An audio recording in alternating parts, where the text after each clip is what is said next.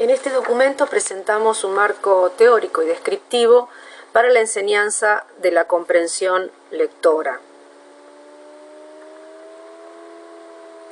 Esta primera aclaración sobre que la lectura no es un acto homogéneo está ligada a que los sujetos leemos de maneras diversas según los propósitos y las circunstancias. Aquí vamos a presentar una clasificación probable de estos propósitos de lectura que atañen a la lectura silenciosa. Por un lado, bueno, la oposición entre lectura extensiva e intensiva. La extensiva podríamos calificarla de relajada, que puede identificarse con la lectura de un bestseller en la playa, por ejemplo, mientras estamos de vacaciones. La intensiva se identifica con el estudio, requiere mayor concentración, no hay lugar para distraernos. Si nos distraemos, nos perdemos y tenemos que volver para atrás. Después tenemos esa rápida y superficial, que se podría identificar con la lectura de los periódicos, cuando uno hace una lectura rápida, digamos, para enterarse de los aspectos más relevantes. Y la involuntaria, que es la lectura de la cartelería, ¿no? Carteles, anuncios callejeros o el pie de pantalla en los noticieros de TV que los leemos aunque no querramos.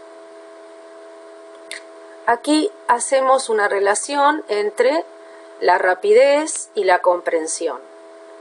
Cuanto menos rápida o más lenta es la lectura, favorece más la comprensión.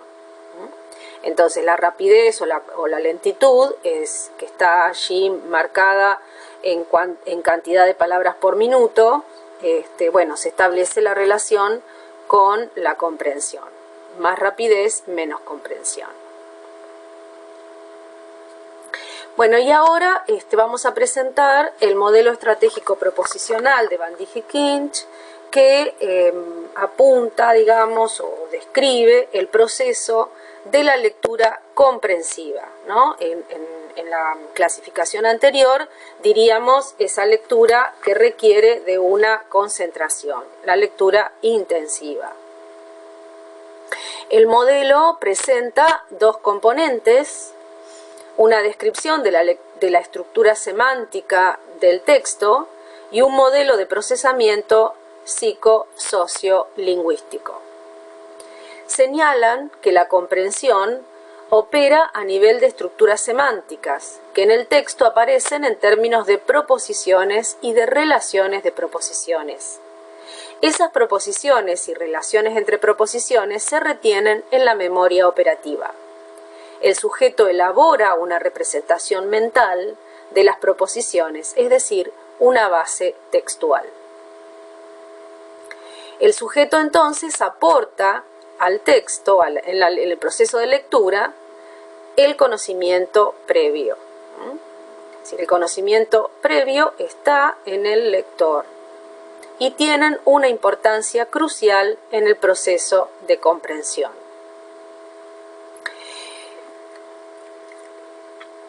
Los autores plantean la noción de esquemas, guiones o marcos, que son estructuras de conocimientos que organizan la información en la memoria. Un esquema se refiere a sucesos o episodios prototípicos, representa una información general y abstracta. También determinan qué microproposiciones son pertinentes, suministran un marco coherente para interpretar las unidades semánticas del texto. Estos proporcionan una base para los procesos más activos, es decir, la búsqueda de información en el texto, las inferencias, y son los conocimientos letrados. Un modelo de situación representa un suceso específico y concreto que caracteriza a las personas, el lugar y el tiempo. Se trata de una imagen mental de la porción de mundo al que refiere el texto. Comprendemos cuando somos capaces de imaginar la situación en que los personajes, por ejemplo, tienen ciertas propiedades y relaciones. Bien, Otros aportes de la psicología cognitiva está ligado a la noción de inferencias. Allí tenemos una definición.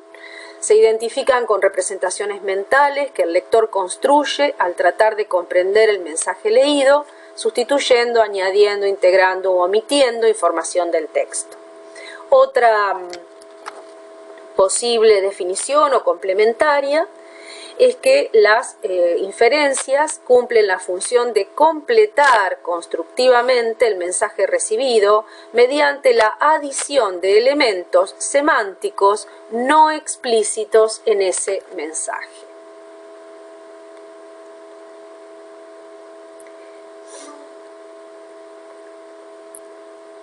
Uno de los artículos que nosotros tenemos en la bibliografía, que es el de Moreno Campos, plantea una intersección una combinación de los aportes de la lingüística y de los aportes de la psicología en relación con las inferencias.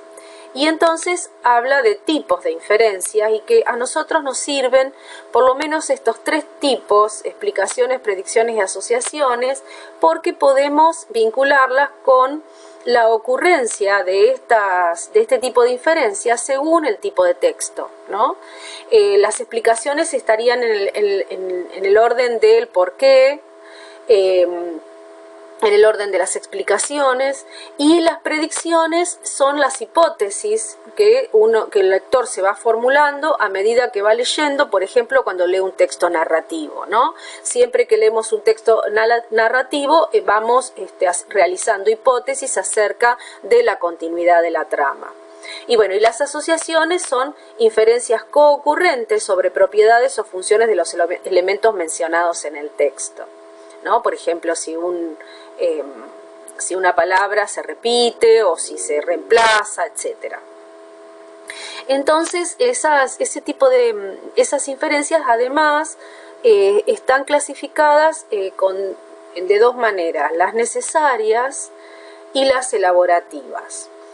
Aquí la autora dice que las inferencias puente son necesarias, mientras las inferencias elaborativas son cancelables. Las inferencias puente para la lingüística no serían tales porque se trata de las condiciones de textualidad, por ejemplo, las relaciones cohesivas o las sintácticas, el sujeto tácito, ¿no? Por citar un ejemplo. En cambio, la psicología señala que requieren de un esfuerzo cognitivo por parte del lector para ir realizando esas conexiones.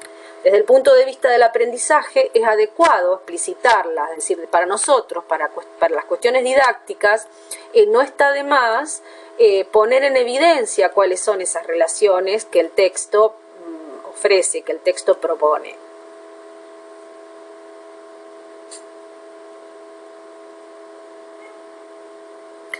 Otro aporte de la psicología cognitiva está dada en los niveles de procesamiento, que enseguida vamos a abordar, pero antes vamos a realizar esta segunda aclaración, que es el tipo de lectura que se requiere en la escuela, que es la enseñanza de la lectura comprensiva.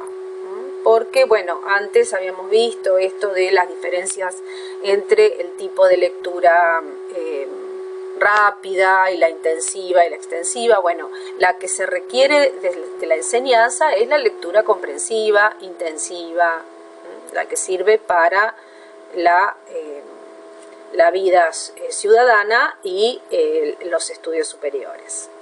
Bueno, y aquí entonces tenemos los niveles de procesamiento. Un texto no puede ser procesado en un instante, sino el lector lo va construyendo y va construyendo su representación mediante el procesamiento de unidades menores. Aquí se detallan los 4 niveles. En el primero, comprensión de las unidades subléxicas, e intervienen los sentidos, las letras a través de la vista y los fonemas a través del oído. Esa sería la fase inicial. la decodificación del patrón gráfico del texto. Y en la segunda, que sería el nivel léxico, una vez que se encuentra la palabra, se accede a toda la información que el sujeto tiene almacenada mentalmente. Es decir, que al identificar la palabra en el texto, inmediatamente la recuperamos de lo que se llama el acervo léxico. El acervo léxico es el conocimiento del vocabulario, el conocimiento del léxico que tenemos y que se va ampliando durante toda la escolarización.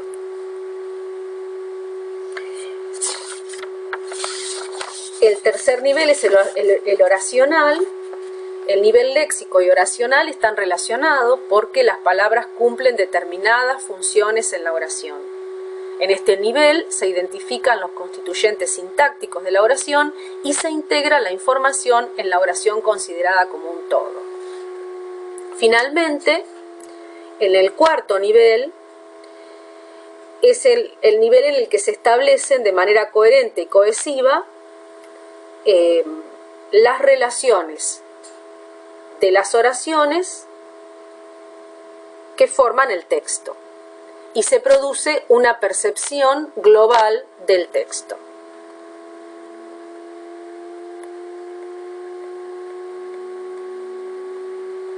Bueno, aquí vamos a hacer énfasis en la necesidad de que los niveles de procesamiento inferiores, subléxico, léxico y oracional, estén automatizados.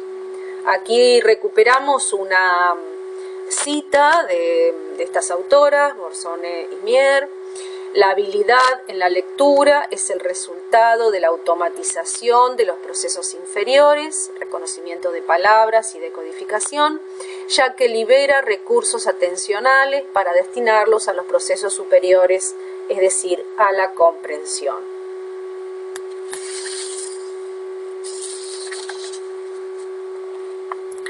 La recarga cognitiva se produce, en otras palabras,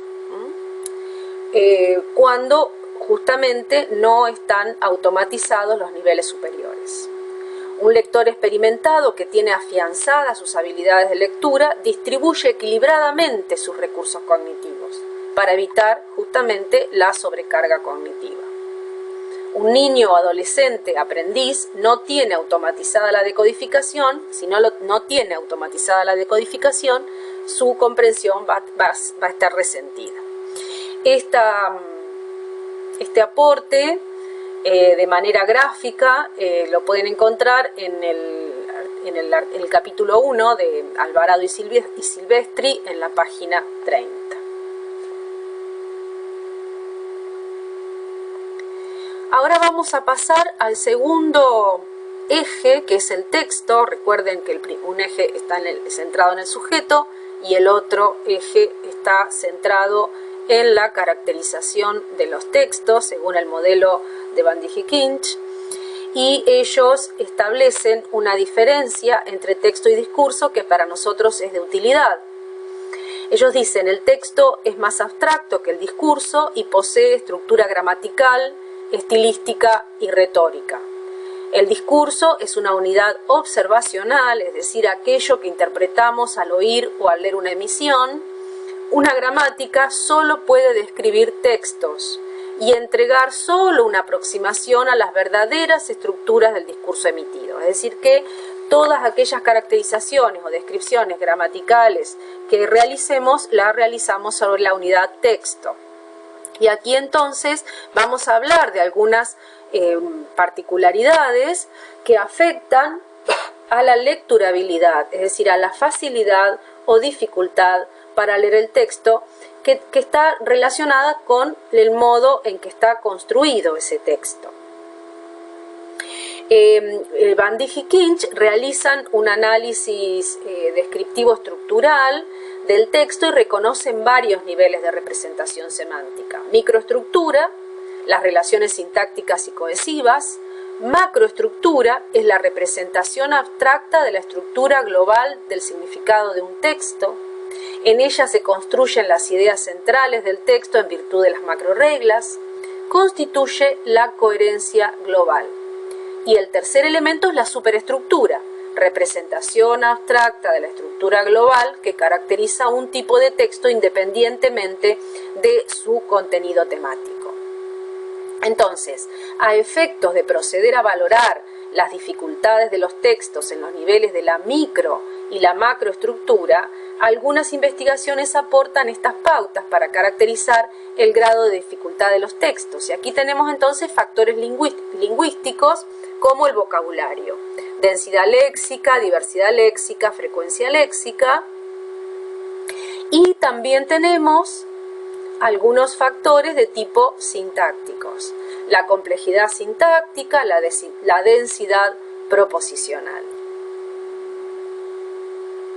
Esas particularidades, en la medida en que las podamos identificar, nos permiten tener criterios para la selección de los textos según el grado de desarrollo cognitivo y lingüístico que tengan nuestros estudiantes. Bueno, a modo de síntesis,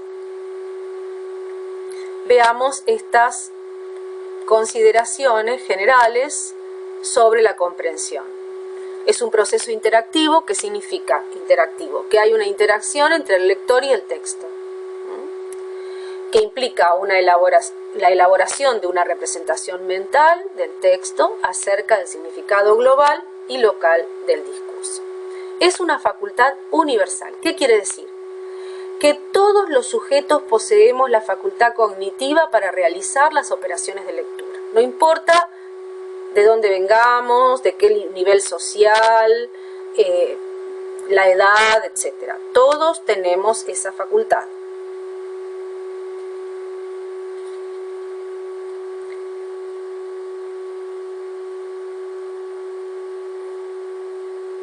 Bueno, estos factores que inciden en la comprensión, las características del texto y las estrategias, son ámbitos en los que se produce o se debería producir la intervención docente. Las características del texto porque, bueno, determinamos en función de la longitud, de la terminología específica, del grado de explicitación de las ideas principales, qué texto vamos a elegir, para qué grupo, para enseñar la lectura en qué grupo.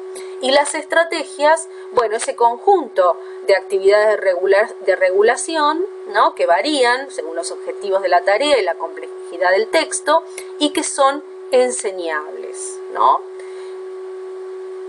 Aquí tenemos algunas nombradas que según donde lean estas cuestiones van a aparecer con un nombre u otro.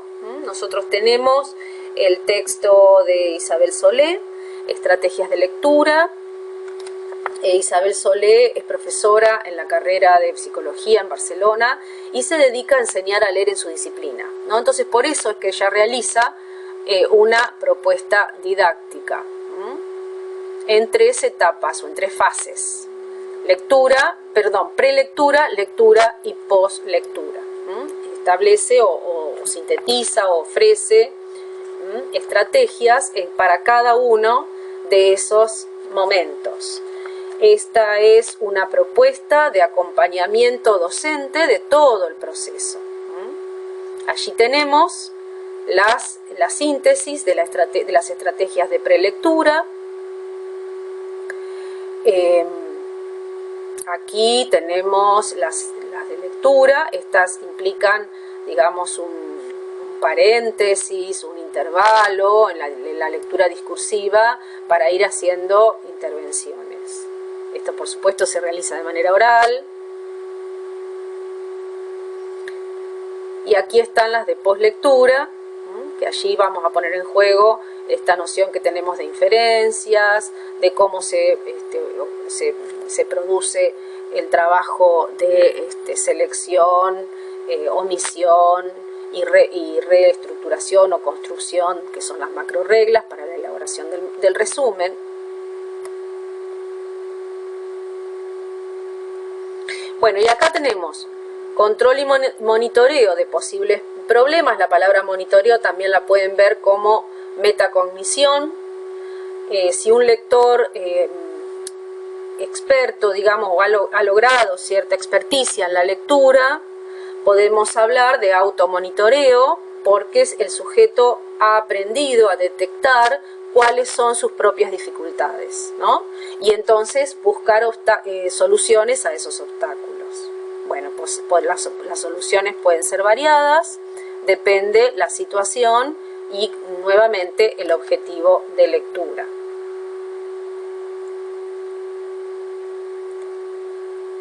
Estas acciones sintetizadas acá son los aspectos que vamos a ir ejercitando y que ojalá puedan aprender durante todo este desarrollo de esta unidad, que serían aquellos aspectos necesarios, ¿no?, para la preparación, para la elaboración de una secuencia didáctica para la enseñanza de la lectura. Como síntesis total, y volvemos al principio, tenemos aquí la interrelación de los tres enfoques, ¿no? Leer y escribir son tareas lingüísticas porque implican la decodificación. Leer y escribir son procesos cognitivos por todo lo que acabamos de decir. Y leer y escribir son prácticas letradas insertadas en prácticas sociales, es decir que se requiere su puesta en práctica en función de las demandas sociales o en función de las actividades que un sujeto desarrolle en la sociedad. Bueno, muchas gracias.